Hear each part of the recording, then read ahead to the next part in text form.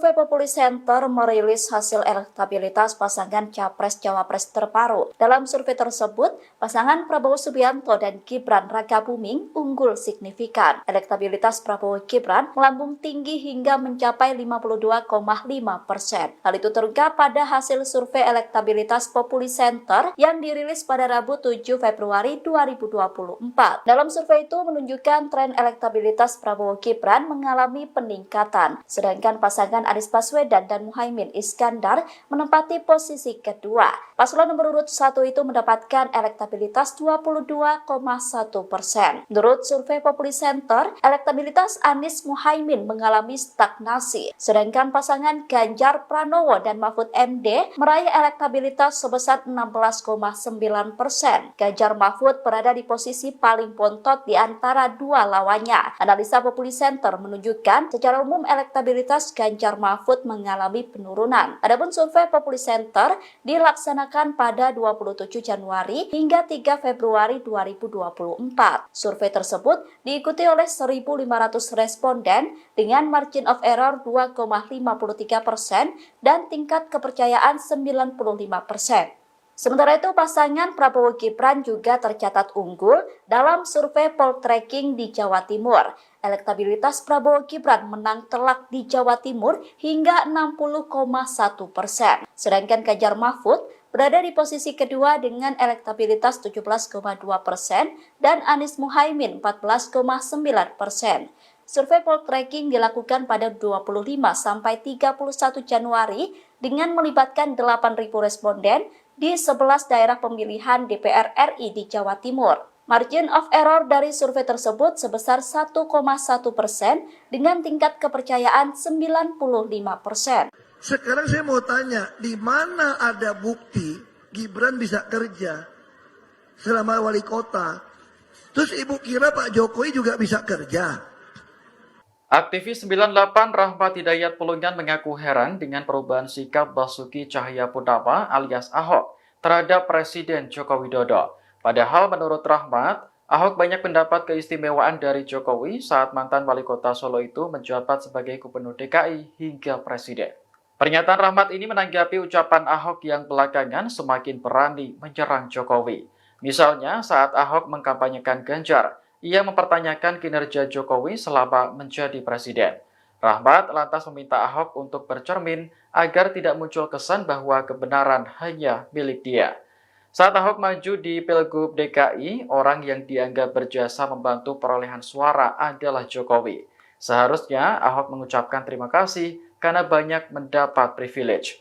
Rahmat pun menilai kinerja Ahok sebagai Gubernur DKI sebenarnya biasa saja, bahkan cenderung banyak gimmick. Terkait ucapan Ahok yang mempertanyakan kinerja Jokowi, hal itu justru dianggap sebagai kampanye negatif.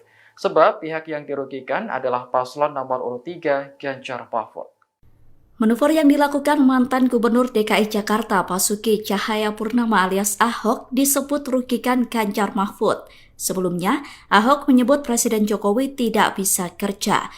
Direktur Strategis Pusat Penerangan Politik atau Puspenpol, Adrian Zakari menilai serangan Ahok mengkritik Jokowi justru berdampak negatif pada paslon nomor urut 3. Adrian menilai manuver Ahok bisa menggerus suara Ganjar Mahfud. Ia mengatakan saat ini Presiden Jokowi justru diserang oleh orang-orang yang pernah ia bantu selama masa pemerintahannya. Adrian menilai semakin mendekati masa pemilu, banyak yang melakukan serangan membabi buta terhadap sosok dan marwah Jokowi.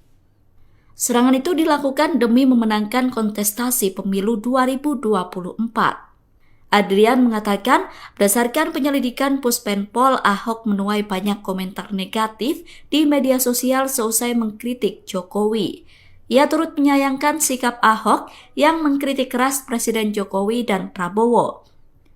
Mengingat saat Ahok maju sebagai Wakil Gubernur DKI Jakarta bersama Jokowi didukung oleh Prabowo Subianto.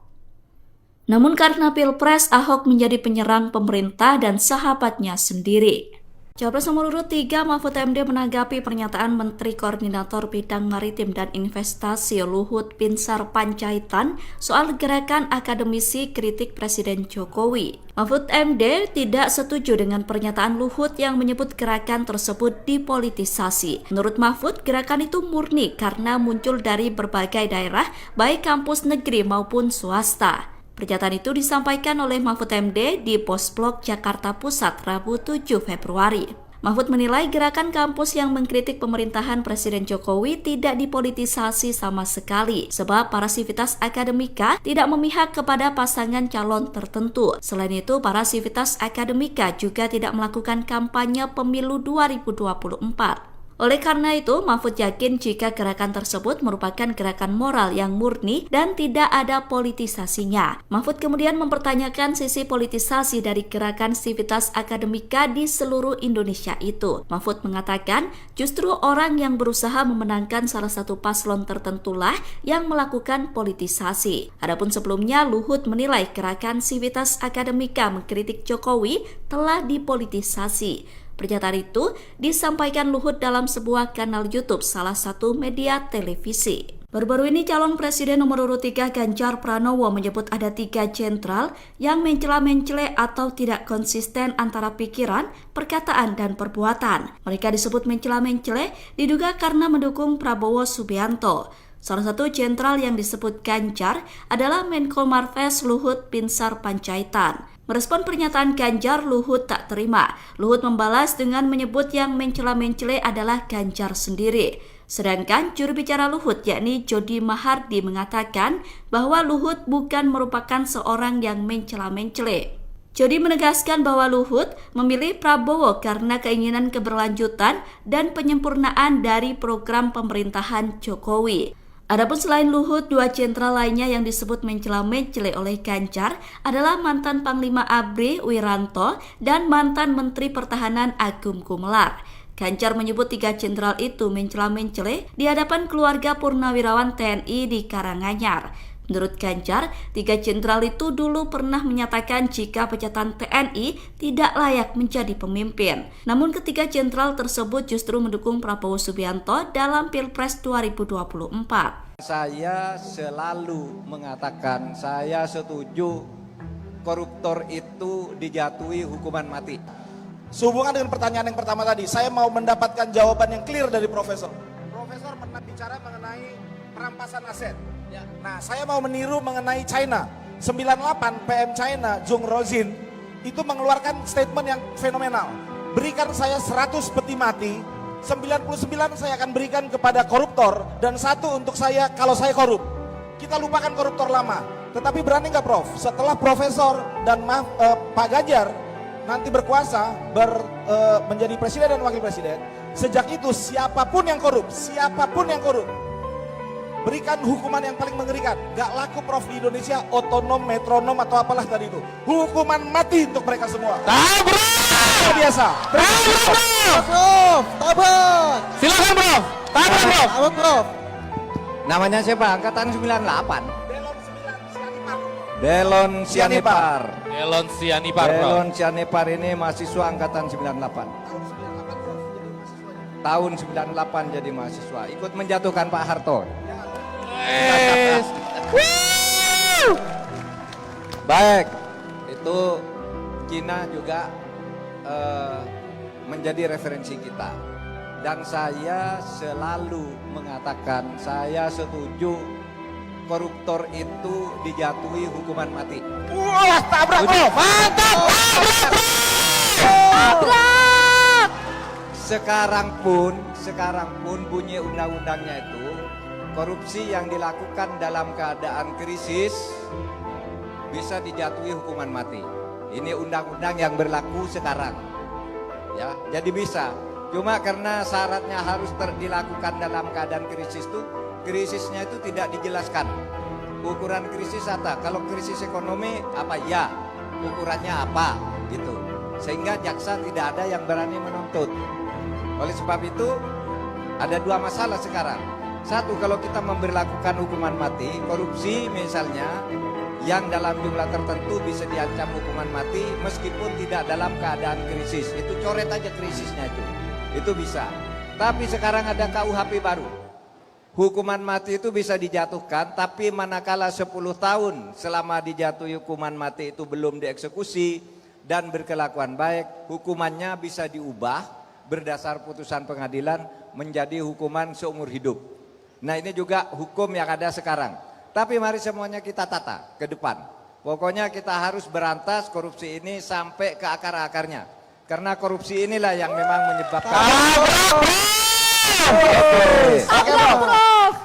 Terima kasih.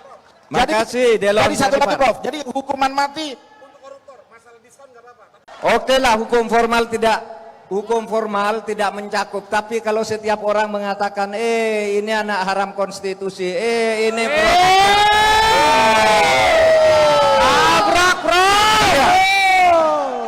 itu kan hukuman sosial di tengah masyarakat. Hukuman moral juga, Anda tidak sah. Pertanyaan saya singkat aja, Prof. Terkait keputusan DKPP.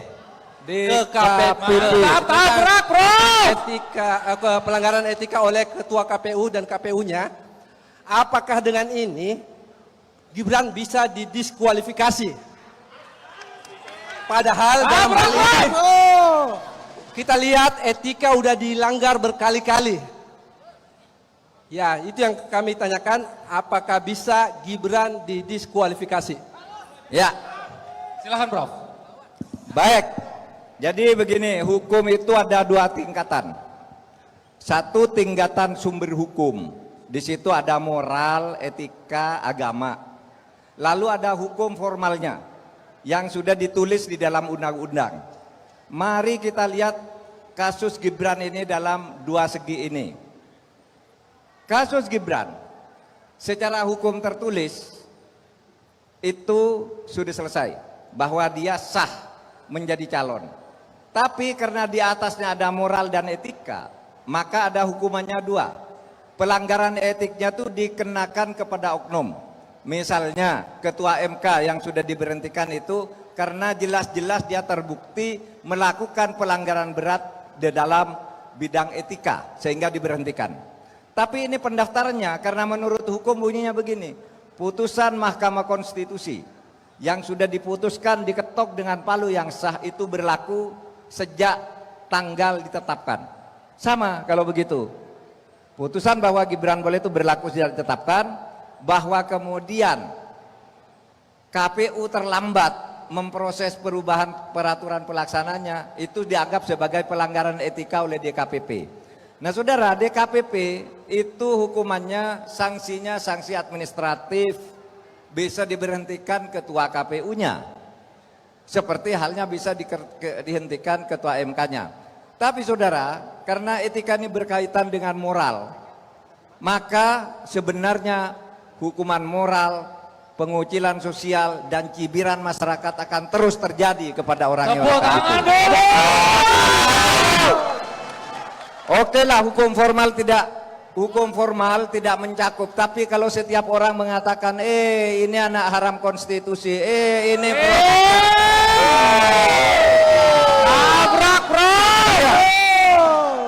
itu kan hukuman sosial di tengah masyarakat. Hukuman moral juga, Anda tidak sah, gitu. Anda karena pertolongan angkel paman, karena Anda ini merekayasa hukum. Itu adalah cibiran masyarakat yang tidak akan pernah terhapuskan selama hidupnya. Untuk teman-teman semua, terutama untuk yang anak-anak muda, jika ada nyinyiran, fitnah, berita negatif di sosmed, tolong jangan dibalas, jangan ditanggapi, didiamkan saja, senyumin aja. Kampanye di Deli Serdang, Sumatera Utara, Cawapres nomor urut 2 Gibran Rakabuming memberikan petuah untuk pendukungnya. Gibran tegas meminta pendukung untuk tidak membalas nyinyiran yang ada di media sosial. Pesan itu disampaikan Gibran di hadapan belasan ribu warga yang hadir dalam kampanye paslon nomor urut 2 di Stadion Baharudin Siregar Rabu 7 Februari. Gibran meminta para pendukung khususnya kaum muda untuk tidak membalas fitnah negatif terkait kubu 02. Menurut Gibran, berita negatif di media sosial tidak perlu ditanggapi. Selain meminta pendukung tidak menanggapi nyinyiran di media sosial, Gibran juga meminta agar pendukung tidak menjelekan program kerja dari paslon lain. Pasalnya, semakin mendekati gelaran pemilu 2024, banyak sekali pengguna media sosial yang saling menjelekan program dari paslon lain yang tidak mereka dukung. Untuk itu, Gibran mewanti-wanti pendukungnya untuk tidak menjelek-jelekan program dari paslon lain. Kalau sudah yakin, saya titip untuk teman-teman semua warga Sumatera Utara, saya titip ke teman-temannya, saudara-saudaranya, tetangganya, jangan sampai ada yang golput. Sekarang sudah banyak survei-survei, lembaga-lembaga survei yang merilis hasil surveinya. Sudah banyak yang di atas 50%. Tapi Bapak Ibu, teman-teman, jangan cepat puas, jangan terlena. Itu hasil-hasil survei, tidak ada artinya kalau 14 Februari banyak yang golput. Saya ingatkan juga untuk teman-teman semua, terutama untuk yang anak-anak muda, jika ada nyinyiran, fitnah, berita negatif di sosmed, tolong jangan dibalas, jangan ditanggapi, didiamkan saja, senyumin aja. Jangan juga menjelek-jelekan program dari paslon lain. Itu ya, setuju ya? Ini Bapak Ibu setuju nggak PKH dilanjutkan? KIS dilanjutkan? Kartu Indonesia Pintar dilanjutkan? Tol Sumatera, Tol Trans Sumatera dilanjutkan, setuju nggak?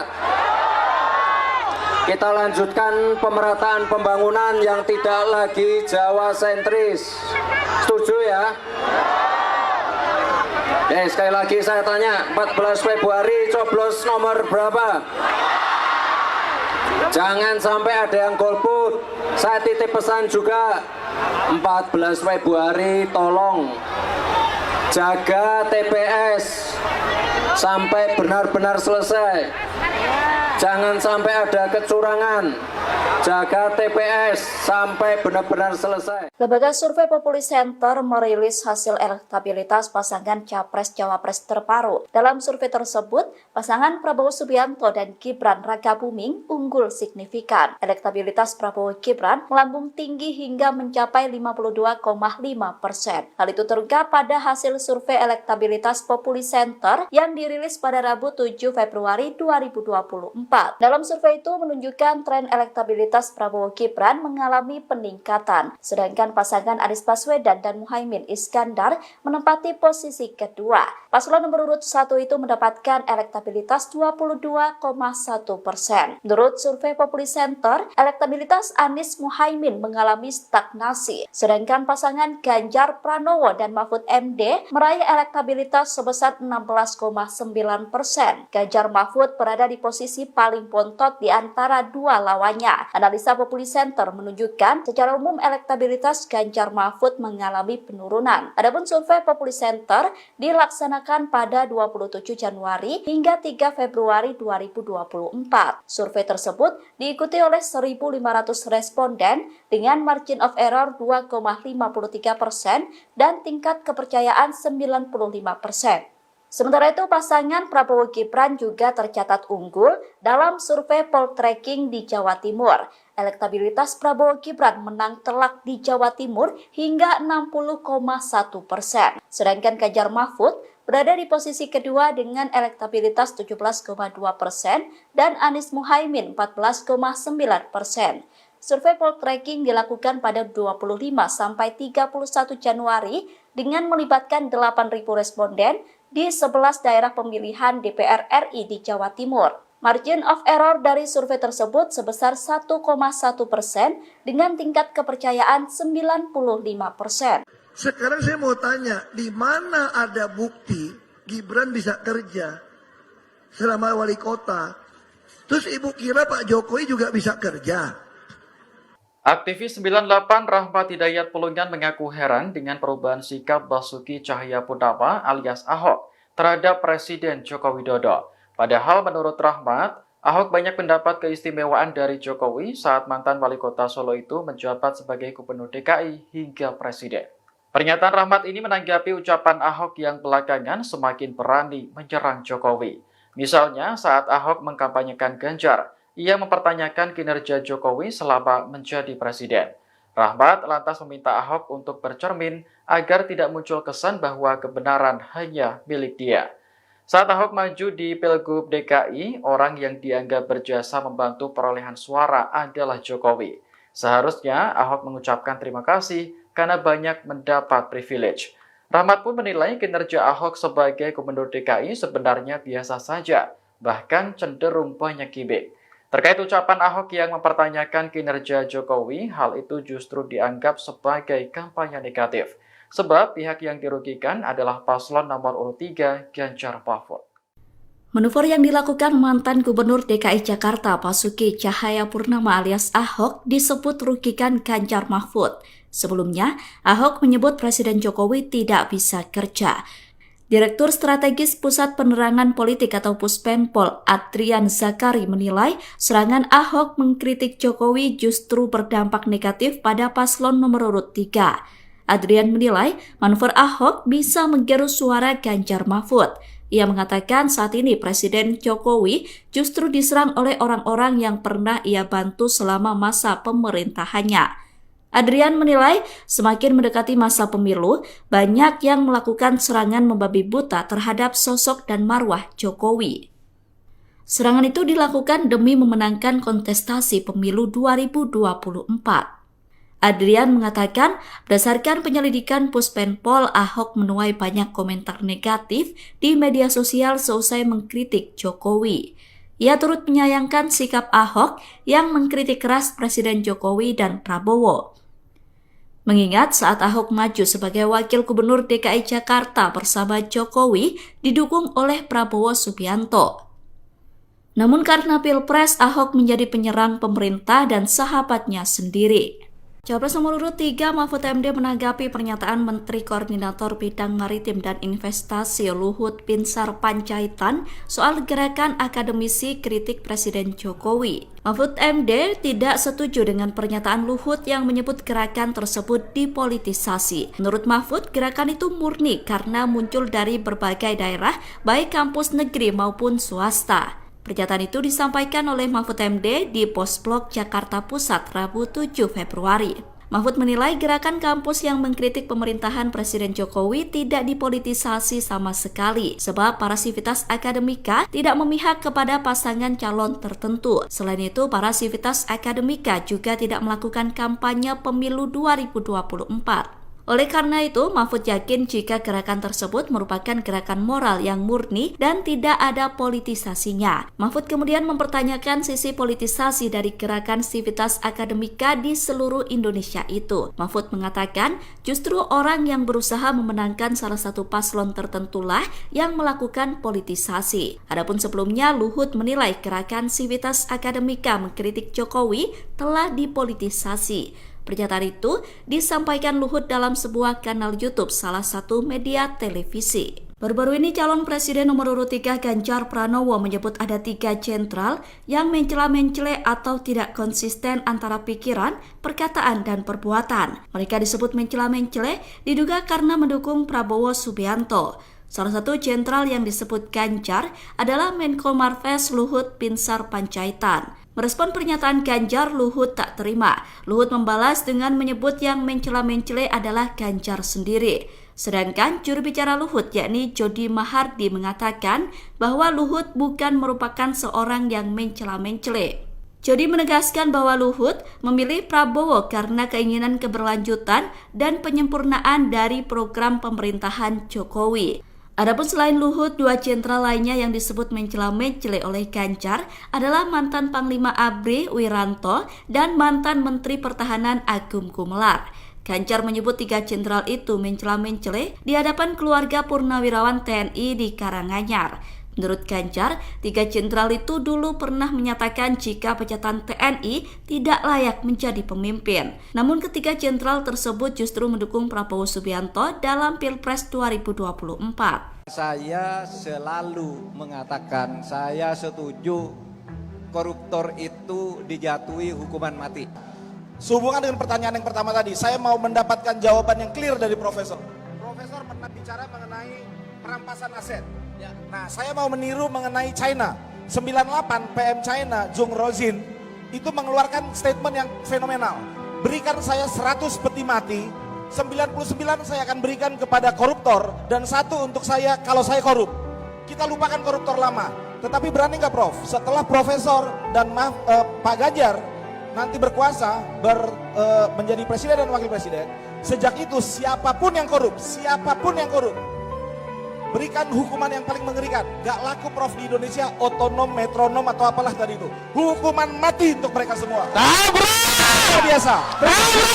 Prof, tabrak. Silakan Prof. Tabrak Prof. Namanya siapa? Angkatan 98. Delon Sianipar. Delon Sianipar ini mahasiswa angkatan 98. Tahun 98 jadi mahasiswa. Ikut menjatuhkan Pak Harto. Baik, itu Cina juga menjadi referensi kita. Dan saya selalu mengatakan saya setuju koruptor itu dijatuhi hukuman mati. Wah, tabrak Bro. Mantap. Tabrak! Sekarang pun bunyi undang-undangnya itu korupsi yang dilakukan dalam keadaan krisis bisa dijatuhi hukuman mati. Ini undang-undang yang berlaku sekarang. Ya, jadi bisa. Cuma karena syaratnya harus dilakukan dalam keadaan krisis itu, krisisnya itu tidak dijelaskan. Ukuran krisis apa? Kalau krisis ekonomi apa? Ya, ukurannya apa? Gitu. Sehingga jaksa tidak ada yang berani menuntut. Oleh sebab itu ada 2 masalah sekarang. Satu, kalau kita memberlakukan hukuman mati, korupsi misalnya, yang dalam jumlah tertentu bisa diancam hukuman mati meskipun tidak dalam keadaan krisis. Itu coret aja krisisnya itu bisa. Tapi sekarang ada KUHP baru. Hukuman mati itu bisa dijatuhkan, tapi manakala 10 tahun selama dijatuhi hukuman mati itu belum dieksekusi dan berkelakuan baik, hukumannya bisa diubah berdasar putusan pengadilan menjadi hukuman seumur hidup. Nah, ini juga hukum yang ada sekarang. Tapi mari semuanya kita tata ke depan. Pokoknya kita harus berantas korupsi ini sampai ke akar-akarnya. Karena korupsi inilah yang memang menyebabkan. Terima kasih. Makasih Delon. Jadi satu lagi Prof. Jadi hukuman mati untuk koruptor, masalah diskon nggak apa-apa. Oke lah, hukum formal tidak mencakup. Tapi kalau setiap orang mengatakan, ini anak haram konstitusi, ini tabrak Prof. Itu kan hukuman sosial di tengah masyarakat, hukuman moral juga. Anda tidak sah. Pertanyaan saya singkat aja Prof.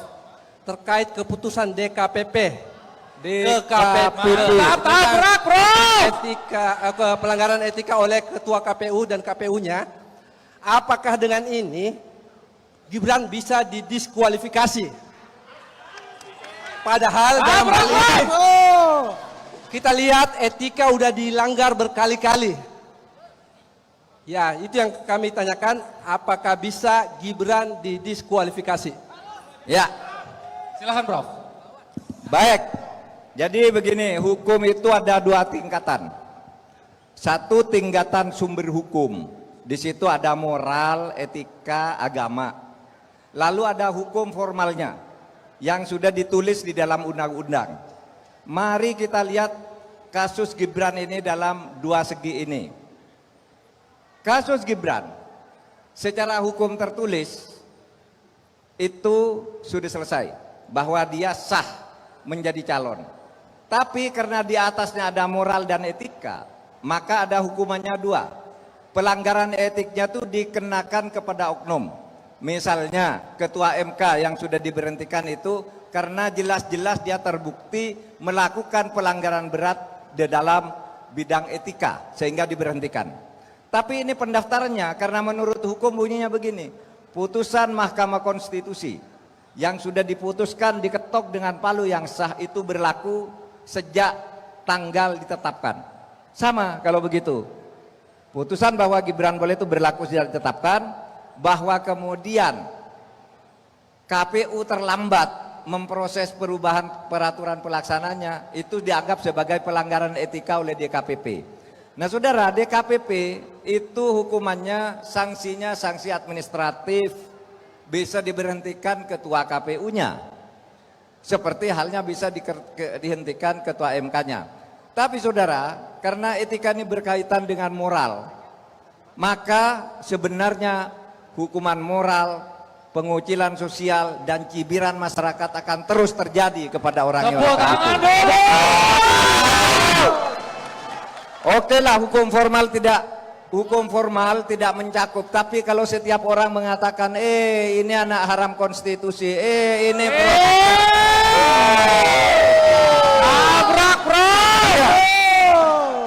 itu kan hukuman sosial di tengah masyarakat. Hukuman moral juga, Anda tidak sah, gitu. Anda karena pertolongan angkel paman, karena Anda ini merekayasa hukum. Itu adalah cibiran masyarakat yang tidak akan pernah terhapuskan selama hidupnya. Untuk teman-teman semua, terutama untuk yang anak-anak muda, jika ada nyinyiran, fitnah, berita negatif di sosmed, tolong jangan dibalas, jangan ditanggapi, didiamkan saja, senyumin aja. Kampanye di Deli Serdang, Sumatera Utara, Cawapres nomor urut 2 Gibran Rakabuming memberikan petuah untuk pendukungnya. Gibran tegas meminta pendukung untuk tidak membalas nyinyiran yang ada di media sosial. Pesan itu disampaikan Gibran di hadapan belasan ribu warga yang hadir dalam kampanye paslon nomor urut 2 di Stadion Baharudin Siregar Rabu 7 Februari. Gibran meminta para pendukung khususnya kaum muda untuk tidak membalas fitnah negatif terkait kubu 02. Menurut Gibran, berita negatif di media sosial tidak perlu ditanggapi. Selain meminta pendukung tidak menanggapi nyinyiran di media sosial, Gibran juga meminta agar pendukung tidak menjelekan program kerja dari paslon lain.